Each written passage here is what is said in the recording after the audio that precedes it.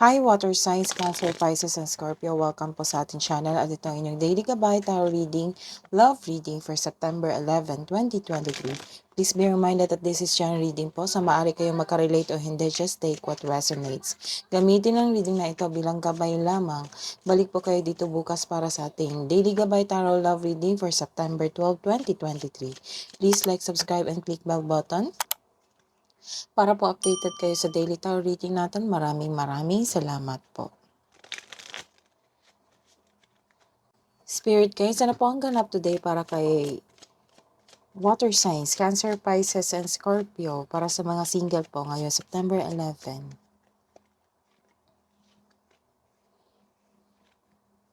Some of you, kakabreak nyo lang, kahiwalay nyo lang ng inyong past love. Sabi nyo, no second chances. So you are decided to move on, you are decided to take care of yourself. Para sa self-growth nyo. So nagkaroon kayo ng big transformation sa inyong buhay ngayon. So nag-take risk kayo. Nag-take risk kayo na hiwalayan yung past love nyo dahil nagkaroon na ng toxicity. Toxic na. So kasi nagkaroon ng obsession o di kaya'y masyadong stricto or controlling na tao. Yun yung nakikita ko. So, nagkaroon ng relationship is over. No second chances. So, para sa self-growth mo. So, some of you are matured na. Matured na mag-isip sa buhay. Ayaw mo ng connection sa inyong past love. So, you are taking risk para sa inyong sarili. So, sa mga may relasyon dyan, nagkaroon ng unconditional love. Sa unconditional love, mahal na mahal nyo ang isa't isa. So, nagkaroon kayo ng hiwalayan. Hindi hiwalay na literal na hiwalay sa relasyon. Nagkaroon ng long distance relationship kayo para makipagsapalaran sa ibang bansa o sa ibang lugar para sa inyong future. So, some of you are nakaramdam ng sadness kasi miss na miss nyo ng isa't isa.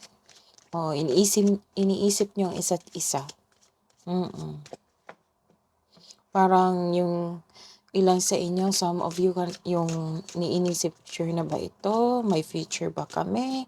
Kahit magkalayo kami, ganun. Yun yung iniisip mo. Siguro naisip mo yan kasi miss na miss nyo ang isa't isa. So don't be. Trust your partner. Trust your relationship. Kasi nakikita ko mahal na mahal nyo ang isa't isa. This is a new love. May kakahiwalay nyo lang, oo. Pero may parating na bagong pag-ibig. Or some of you, kakakilala nyo lang, nagsimula kayo sa friendship.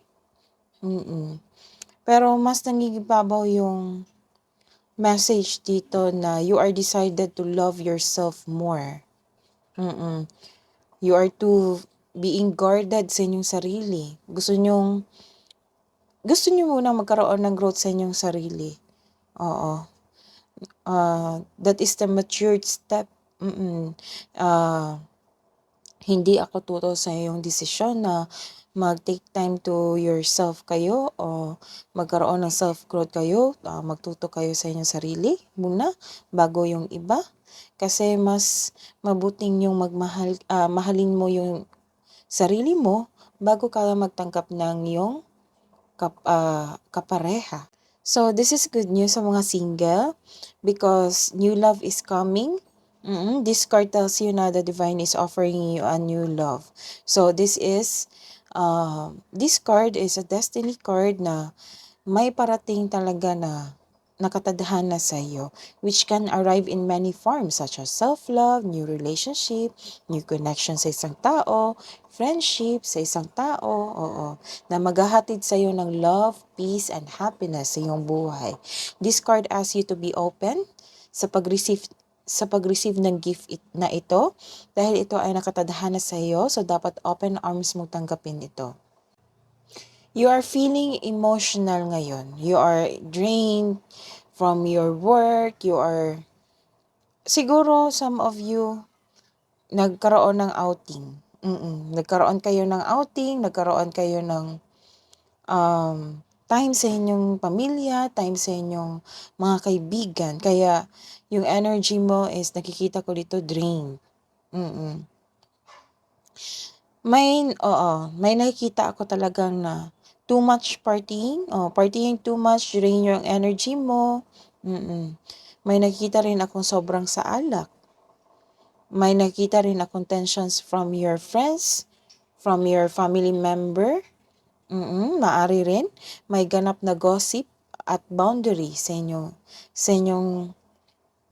May ganap na gossip and boundary issues. So, hindi kayo nagkaroon ng mabuting relationship dahil sa hindi pagkaunawaan o may tao ring hindi maganda ang turing sa iyo. May nakikita rin akong nakipag-flirt sa iyo dito. Baka sa outing mo to, together with your friends. So, this is movement or a quick action. May matatanggap ka na event, event invitation o may nag-asa iyo ng date. Syempre, probably your kapareha ito. Yung kapareha mo nag-ask ng date or may natanggap ka na wedding invitation or isang event invitation. So, this is a reverse card. May kakilala kang nagbubuli. Nag-a-abuse ng kanilang power. May tao ring hindi marunong magpahalaga. Sino kaya ito? Pwede din ito yung kapareha mo. Or may kakilala kang nag-abuse sa power niya sa isang sitwasyon. Nag-hold ng grudges or acting like a bully. Kaya hanggat maaga, iwasan mo na ang taong ito. So, let's see. The advice po para sa mga single.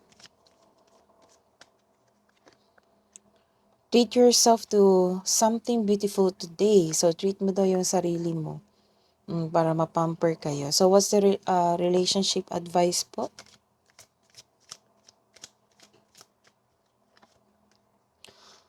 So, you need to take time of yourself, to take time of your partner. So, kailangan ng bonding. A love bond grows stronger over time. So, what's the hidden truth? Anong iniisip mo towards your person or ano yung iniisip ng yung person towards you? This person, it might be this is your past love, this is your ka-date ngayon, or this is your secret admirer. I'm starting to understand our connection. Para sa mga may relasyon, I hide behind material things. So what is this? What's the love message po para sa mga water signs? Singles, friendship. So, nag-start talaga kayo sa friendship. Ito yung sinabi ko na may ka-date kayo na nag-start kayo sa friendship. Nurture the bonds of friendship within your relationship and your love life will dramatically improve. Para sa mga relasyon po, when you pass from this world, you take nothing with you but your soul and the memories you have shared with those you love. So this is the connection of the advice. Magkaroon ng oras sa inyong sarili at sa inyong buhay kapareha, sa inyong relasyon. That is your reading today, water signs. Balik po kayo dito sa love reading natin bukas. Please like, subscribe, and click bell button for notification para po updated kayo sa daily tarot reading natin. Maraming salamat po.